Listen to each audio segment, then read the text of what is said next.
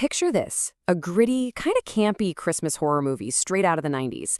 The hero, a washed-up exorcist. The villain is this totally epic mythical monster, and the whole thing takes place in a cozy little cabin that's about to get, well, a whole lot less cozy. It sounds like a cult classic you'd find on a dusty VHS tape, right? Well, today we're diving into a film that has it all. The killer poster, a dramatic script, a terrifying creature, but there's a pretty big twist. I mean, come on, this poster just screams 90s B-movie classic, doesn't it? You can practically smell the slightly burnt microwave popcorn. You've got our hero, Bishop, ready to throw down with these glowing candy cane batons, and that monster looks like it is not here to play. The vibe is so perfect, it feels like a movie you've already seen and loved. And then you get this line from the trailer script, and it just sets the tone perfectly. You can just hear that gravelly, over-the-top narrator voice, can't you? Yeah. This is definitely not your heartwarming holiday special. This Christmas, things are about to get real. And the movie's title? Slay the Bells, Krampus Comes to Town. It's a classic setup. A grizzled ex-exorcist named Bishop goes head-to-head with the legendary punisher of naughty children. All of it set against a beautiful backdrop of twinkling Christmas lights and, sheer terror. Okay, but here's the twist. The thing that changes everything. This movie? It doesn't actually exist. Not in the way you think, anyway. Everything you've just seen, the poster, the characters, the story, even the script, it was all generated by an AI from a series of simple text instructions called prompts. So how in the world do you get a machine to dream up a Christmas nightmare? Let's start with the star of the show, the big guy himself, the monster.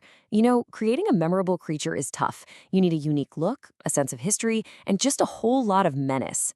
For this project, it all began with just a few carefully chosen descriptive words. So on the left, you see an early concept. It's pretty cool, but maybe a little generic, right? But then, look at the image on the right. That's the final, much more cinematic version. And the amazing part is that the journey from one to the other wasn't made with a paintbrush or a sculpting tool, but by tweaking and refining the text prompts given to the AI.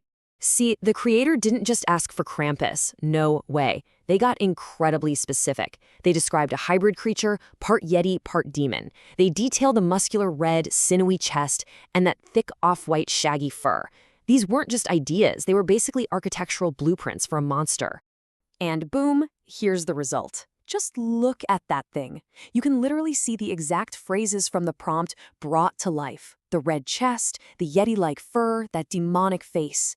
The AI acted like the world's most obedient concept artist, translating that text directly into this terrifying visual. So what we've been talking about, this whole process, it actually has a name, prompt engineering. It's really the skill, or maybe the art, of choosing the perfect words, the right adjectives, and the most powerful descriptions to steer an AI toward the exact image you have in your head. It's less like magic and a lot more like being a very, very precise art director. Okay, so every great monster needs a great hero to fight. So let's flip the script and see how our protagonist, Bishop, was made. The exact same ideas of prompt engineering were used to bring him to life, piece by piece. The prompt started with a clear archetype, a rugged, seasoned male action hero in his mid-50s. Right away, that gives the AI a solid foundation to build on. And you can already see that world-weary determination in his eyes. But the really impressive part, well, that's in the tiny details. Now check this out. The prompt included this super specific detail, a diagonal scar running from his cheekbone to his temple. Now that's not just a random mark, it's visual storytelling. It tells you there's a history there, a past battle that literally left its mark on him. And there it is, right on his face. A single line of text created that defining feature. This just shows you the incredible level of control you can have. With just a few extra words, you can inject backstory, grit, and a whole lot of personality. So we've got our monster, and we've got our hero. But a great movie poster is so much more than just the characters. It's all about the mood, the lighting, the style.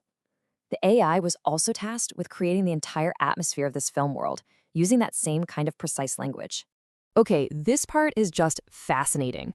The prompt didn't just describe what to show, but how to show it. It actually specified that the image should look like it was filmed on a 90s camcorder, complete with grain, tape jitter, all those nostalgic little flaws. The AI wasn't just creating a picture, it was simulating an entire medium. And you can completely change the tone just by tweaking a few adjectives. If your prompt asks for things like deep shadows and claustrophobic dread, you're going to get a tense, scary horror poster. But if you swap those words out for high contrast and dramatic angles, all of a sudden you've got a fun, over-the-top action movie. And this shows that difference perfectly. On the left, it's all dark and moody, like a teaser. On the right, it's bright and action-packed.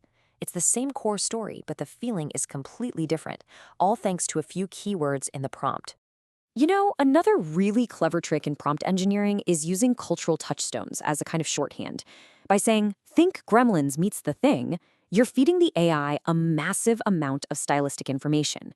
It gets the campy horror of Gremlins and the body horror paranoia of the thing, and it mashes those vibes together. So after breaking all of this down, what's the big takeaway here? It's pretty clear this isn't about just pushing a button and getting a masterpiece. It's a true partnership between a human idea and the machine that executes it. The whole process really boils down to a few key principles. First, specificity is everything. Remember that diagonal scar. Second, use analogies and create hybrids, like that Yeti demon. Third, you have to define the mood in the medium, like that awesome 90s VHS look. And finally, you have to iterate and refine. The first result is almost never the best one. Ultimately, what this all proves is that generative AI isn't some automatic artist that's coming to replace anyone. It's a new, incredibly powerful paintbrush. It still needs a human with a vision, with a vocabulary, and with a creative idea to guide it. The human imagination is still the most important part of the entire equation. And that leaves us with a really fascinating question for the future. For centuries, bringing a big visual idea to life required a huge team and an even bigger budget. But what happens when anyone with a good vocabulary and a great idea can create a whole world? What kinds of stories, what kinds of characters and monsters have we not seen yet simply because the tools weren't there? That's something to think about.